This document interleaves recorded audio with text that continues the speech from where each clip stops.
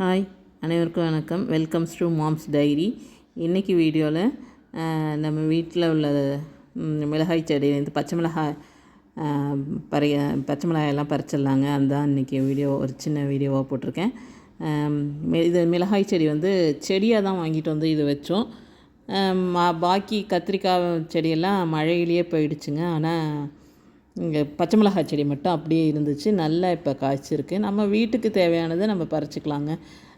நிறைய வச்சுருந்தா கூட நிறைய இருக்கும் போல் இருக்குது. நாங்கள் வச்சதில் ஓரளவுக்கு காய்ச்சிருக்கு. நல்லா நம்ம வீட்டு தோட்டத்துலேருந்து பறிக்கிறது நமக்கு ஒரு நல்ல, அது எப்படி சொல்கிறது, ஃப்ரெஷ்ஷாக கிடைக்குதா, அது நமக்கு ஒரு சந்தோஷமாக இருக்குது.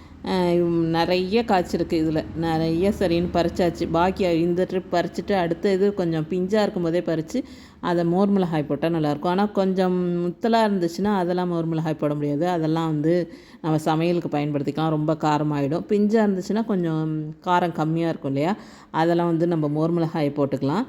அப்புறம் பாக்கியை நம்ம சமையலுக்கு பயன்படுத்திக்க வேண்டியது தாங்க. இவ்வளோ காய்ச்சிருக்கு பாருங்கள். நல்லா பார்க்கவே ஃப்ரெஷ்ஷாக அப்படி இருந்துச்சு பார்க்கவே. அதில் கொஞ்சம் பழமெல்லாமும் இருந்துச்சு. சரி, அதெல்லாம் வெயிலில் காய வச்சு நம்ம சமையலுக்கு தாளிக்கிறதுக்கெலாம் பயன்படுத்திக்கலான்னு. அதனால் பழுத்ததுனால அந்த மிளகாய் ஒன்றும் வேஸ்ட் ஆகாது.